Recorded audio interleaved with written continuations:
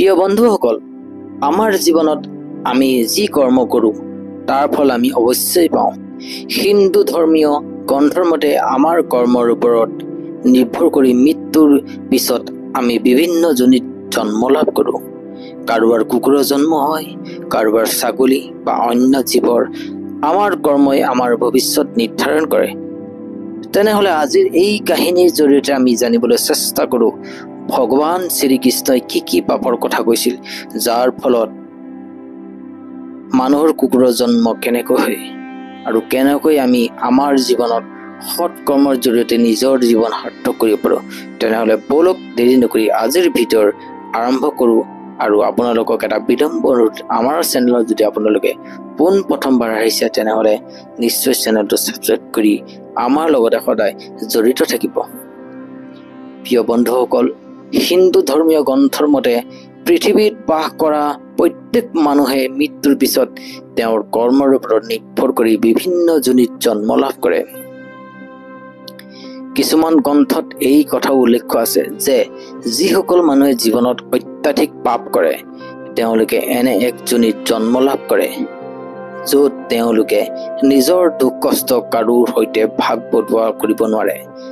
আজি আমি আপোনালোকক জনাম যে কি কৰ্ম মানুহে কৰিব নালাগে, নহলে তেওঁৰ কুকুৰৰ জন্ম হ'ব পাৰে আৰু তেওঁ গোটেই জীৱন ইফালে সিফালে ঘূৰি ফুৰিব লাগিব। লগতে ভগৱান শ্ৰীকৃষ্ণই কি কৈছিল সেই বিষয়ে জানিবলৈ আজি চেষ্টা কৰোঁ। দেৱী ৰাধা ভগৱান শ্ৰীকৃষ্ণৰ ওচৰলৈ যায় আৰু কয়, প্ৰভু, আজি মই আপোনাৰ ওচৰলৈ আহোঁতে দেখিলো এটা কুকুৰৰ খাদ্যৰ সন্ধানত সিফালে সিফালে ঘূৰি ফুৰিছিল। তাৰ কাষতে এজন মানুহে ভোজন কৰি আছিল। কুকুৰটো তাৰ ওচৰত বহি আছিল। ভাবিছিল যে এই মানুহে হয়তো তাকো এটুকুৰা ৰুটি দিব, কিন্তু সেই মানুহে অকলেই ভোজন কৰি শেষ কৰিলে আৰু কুকুৰটোক এটুকুৰাও ৰুটি নিদিলে। তাৰ পিছত কুকুৰটো ভোকাতুৰেই তাৰ পৰা আঁতৰি গল। প্ৰভু, এই ঘটনা দেখি মোৰ মনত দুটা প্ৰশ্নৰ সৃষ্টি হৈছে। মই চাওঁ যে আপুনি মোৰ এই দুটা প্ৰশ্নৰ উত্তৰ দি মোক সন্তুষ্ট কৰক।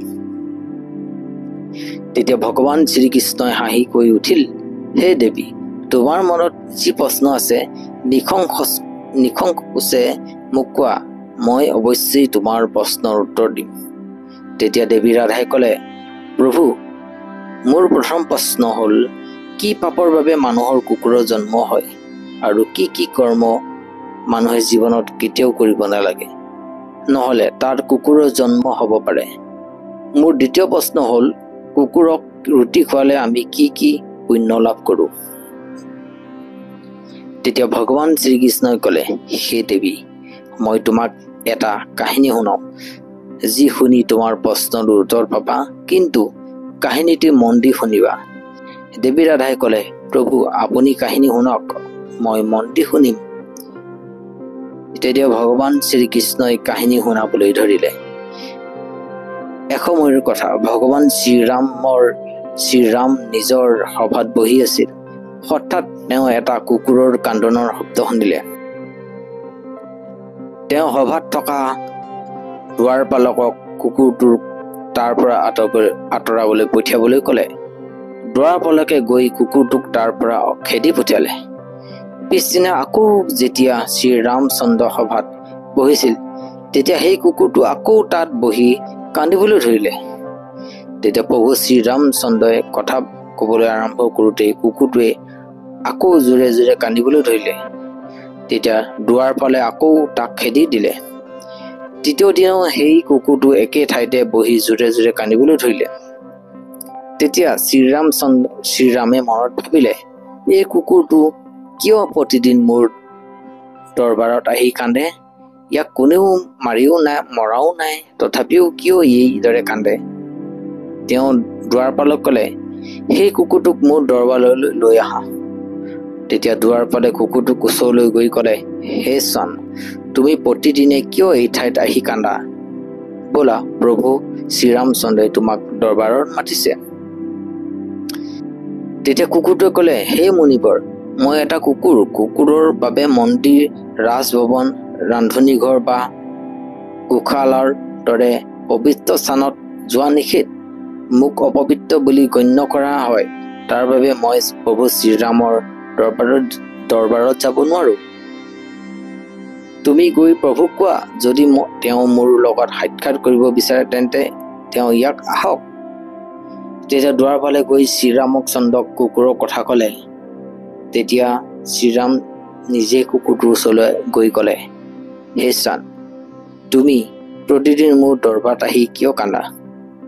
মোৰ দুৱাৰ পালে তোমাক মাৰিছেনে, নে অত্যাচাৰ কৰিছে, নে মই কিবা ভুল কৰিছো? তেতিয়া কুকুৰটোৱে ক'লে, নহয় প্ৰভু, আপোনাৰ বা আপোনাৰ দুৱাৰপালৰ কোনো ভুল নাই। এজন সন্যাসীয়ে মোক শিলেৰে মাৰিছে, যাৰ ফলত মোৰ এখন ভৰি ভাগি গৈছে। এতিয়া মই ঠিকমতে খোজকাঢ়িবও নোৱাৰো আৰু মোক বৰ যন্ত্ৰণা হৈছে। প্ৰভু, মই শুনিছো আপুনি সকলোৰে ন্যায় কৰে, তেনেহলে মোৰো ন্যায় কৰক আৰু সেই সন্যাসীক শাস্তি দিয়ক। তেতিয়া শ্ৰীৰামে কুকুৰৰ কথা শুনি বৰ দুখ পালে আৰু সৈনিকসকলক ক'লে, সেই সন্যাসীক যি নেকি কুকুৰটোক তেওঁৰ এটা ভৰি ভাঙি দিছিল, সেই সন্যাসীক মোৰ দৰবাৰলৈ লৈ আহক, মই তাক শাস্তি দিম। সৈনিকসকলে সন্যাসীক দৰবাৰত লৈ আহিল আৰু শ্ৰীৰামে সন্যাসীক সুধিলে, কুকুৰটোৱে যি কৈছে সেয়া সঁচা নেকি? তুমি তাক শিলেৰে মাৰিছা, যাৰ ফলত তাৰ ভৰি ভাগি গৈছে আৰু এতিয়া তাক বৰ যন্ত্ৰণা হৈছে। তাৰ কি অপৰাধ হৈছিল যে তুমি তাক এনে শাস্তি দিলা? তেতিয়া সন্যাসীয়ে ক'লে, প্ৰভু, মই ভিক্ষাৰ বাবে জুল্লা হৈ যাওঁতে এই কুকুৰটো মোৰ ওচৰলৈ আহি নিজৰ লেজ নাচিবলৈ ধৰিলে।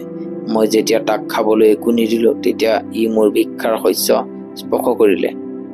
তাতে মই ক্ৰোধত এটা ডাঙৰ শিল লৈ তাক মাৰিলো আৰু তাৰ ফলত তাৰ ভৰি ভাগি গল। তেতিয়া শ্ৰীৰামে ক্ৰোধিত হৈ ক'লে, এই কুকুৰটো এটা অজ্ঞানী জীৱ। ই নিজৰ পেট ভৰাবলৈ এনে কৰিছে। ইয়াৰ এনে কৰ্মৰ বিষয়ে জ্ঞান নাই। কিন্তু তুমি এজন সন্যাসী, তোমাৰ জ্ঞান আছে যে কোনো জীৱক এনেদৰে মাৰিব নালাগে। তথাপি তুমি ইয়াক কিয় মাৰিছা? তেনেহলে অপৰাধী কুকুৰটো নহয়নে তুমি?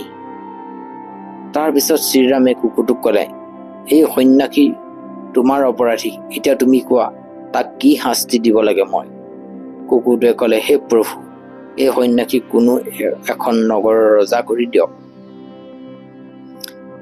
তেতিয়া শ্ৰীৰামে ক'লে, ঠিক আছে। এই সন্যাসীক সুন্দৰ বস্ত্ৰ পিন্ধাই ঘোঁৰাত উঠাই এখন নগৰৰ ৰজা কৰি দিলে। সন্যাসী ৰজা হৈ বৰ সুখী হল আৰু মনতে ভাবিলে, এই কুকুৰটো সঁচাকৈয়ে পাগল নেকি? মই তাৰ ভৰি ভাঙিলো আৰু ই মোক শাস্তি সলনি ৰজা কৰি দিলে। কিন্তু এই কথা কাৰো বুজি পোৱা নাছিল। কিছুমানে মানুহে শ্ৰীৰামৰ ওচৰলৈ গৈ সুধিলে, হে প্ৰভু, এই কুকুৰটোৱে সন্যাসীক শাস্তিৰ সলনি কিয় ৰজা কৰিলে? শ্ৰীৰামে ক'লে, এই প্ৰশ্নৰ উত্তৰ কুকুৰটোহে দিব পাৰিব। তেতিয়া মানুহে কুকুৰটোৰ ওচৰলৈ গৈ সুধিলে, তুমি কিয় সন্যাসীক শাস্তিৰ সলনি ৰজা কৰিলা? তেতিয়া কুকুৰটোৱে হাঁহি মাৰি কৈ উঠিলে, মই পূৰ্বজন্মত এখন নগৰৰ ৰজা আছিলো। মই গৰীবৰ ওপৰত অত্যাচাৰ কৰিছিলো। মোৰ নগৰৰ মানুহে দিন ভৰি খেতিত কষ্ট কৰি যি শস্য উৎপাদন কৰিছিল, তাৰ আধা মই কাঢ়ি লৈছিলো।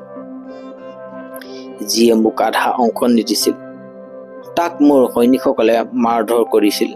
মই পূৰ্বজন্মত বহু পাপ কৰিছিলো। তাৰ ফলত এই জন্মত মই কুকুৰৰ জন্ম পাইছো আৰু মোৰ পাপৰ ফল ভোগ কৰি আছো। মই সন্যাসীক ৰজা কৰিলো যাতে তাৰো পৰৱৰ্তী জন্মত কুকুৰৰ জন্ম হয়। তেতিয়া তাৰ জানিব কুকুৰৰ জীৱন কিমান কষ্টকৰ আৰু পেট ভৰাবলৈ কি কি কৰিব লাগে। কুকুৰৰ এই কথা শুনি সকলোৱে বুজি পোৱা গল যে ই কি সন্যাসীক ৰজা কৰিলে, কিয় সন্যাসীক ৰজা কৰিলে। তাৰ পিছত কৃষ্ণই দেৱী ৰাধাক ক'লে, হে দেৱী, এতিয়া মই তোমাৰ দুইটা প্ৰশ্নৰ উত্তৰ দিওঁ। তোমাৰ প্ৰথম প্ৰশ্ন আছিল, কি কি কৰ্ম মানুহে কৰিব নালাগে নহলে তাৰ কুকুৰৰ জন্ম হব? যি মানুহে সেই ৰজাৰ দৰে অত্যাধিক পাপ কৰে আৰু কুকুৰৰ জন্ম হয়, তোমাৰ দ্বিতীয় প্ৰশ্ন আছিল কুকুৰক ৰুটি খোৱালে কি পুণ্য লাভ হয়। যি মানুহে কুকুৰক ভোজন কৰে তাৰ জীৱনৰ পাপৰ পৰা মুক্তি মিলে আৰু অজানিতে কৰা পাপ নাশ হয়। তাৰ বাবে প্ৰত্যেক মানুহে কুকুৰৰ ভিক্ষাৰীক ৰুটি খুৱাব লাগে। তেতিয়া দেৱী ৰাধাই ক'লে, হে প্ৰভু, পৃথিৱীত কিছুমান মানুহে দুৱাৰত অহা কুকুৰক মাৰি খেদি দিয়ে আৰু কুকুৰক বা গৰুক কেতিয়াও ৰুটি নিদিয়ে, কিন্তু তেওঁলোকে বহুত পূজা পাঠ কৰে। তেনেহলে তেওঁলোকৰ পূজা কি ঈশ্বৰে গ্ৰহণ নকৰে নেকি? তেতিয়া শ্ৰীকৃষ্ণ হাঁহি মাৰি ক'লে, এইসকল মানুহে গংগাত পাপ ধুই পেলাবলৈ যায়, কিন্তু ঘূৰি আহি আকৌ পাপ কৰিবলৈ আৰম্ভ কৰে। ৰাধাই সুধিলে, প্ৰভু, তেনেহলে গংগাত স্নান কৰিলে পাপ ধুই নাযায় নেকি? তেতিয়া শ্ৰীকৃষ্ণই ক'লে, গংগাত কেৱল অজানিতে কৰা পাপহে ধুই যায়। জানি বুজি কৰা পাপ গংগাত ধুইলে আপোনাৰ পাপ মোচন নহয়। যাৰ মন পবিত্ৰ, যাৰ মনত কোনো ছল কপট নাই, তেওঁলোকৰ পূজা আৰু স্থান গংগাই গ্ৰহণ কৰে। কিন্তু যিসকলে ছল কপট কৰে, আনৰ ওপৰত বেয়া নজৰ ৰাখে, তেওঁলোকৰ কোনো লাভ নাই। শেষত এনে মানুহৰ সৰ্বনাশেই হয়। প্ৰত্যেক মানুহে নিজৰ কৰ্মফল অৱশ্যেই পায়। প্ৰিয় বন্ধুসকল, এই কাহিনীৰ পৰা আমি শিকিব পাৰো যে আমাৰ কৰ্মই আমাৰ ভৱিষ্যত নিৰ্ধাৰণ কৰে। আমি যদি সৎ কৰ্ম কৰো, গৰীব দৰিদ্ৰ দুখীয়াক সেৱা কৰো, জীৱ জন্তুৰ প্ৰতি দয়া দেখুৱাওঁ, তেনেহলে আমাৰ জীৱন সুন্দৰ হ'ব। কুকুৰ বা গৰুক ৰুটি খুৱাই আমি নিজৰ পাপৰ পৰা মুক্তি পাব পাৰো। তেনেহলে আহক আমি সকলোৱে সৎ পথত চলি আমাৰ জীৱন সাৰ্থক কৰো। আপোনালোকৰ এই কাহিনী কেনে লাগিল আমাক জনাওক আৰু ৰাধে ৰাধে জয় কৃষ্ণ বুলি কমেণ্ট বক্সত লিখক। পুনৰ লগ পোৱাৰ প্ৰতিশ্ৰুতিৰে আজিৰ ভিডিঅ'ত আপোনালোকৰ পৰা বিদায় মাগিছো। পুনৰ লগ পোৱাৰ প্ৰতিশ্ৰুতিৰে ধন্যবাদ।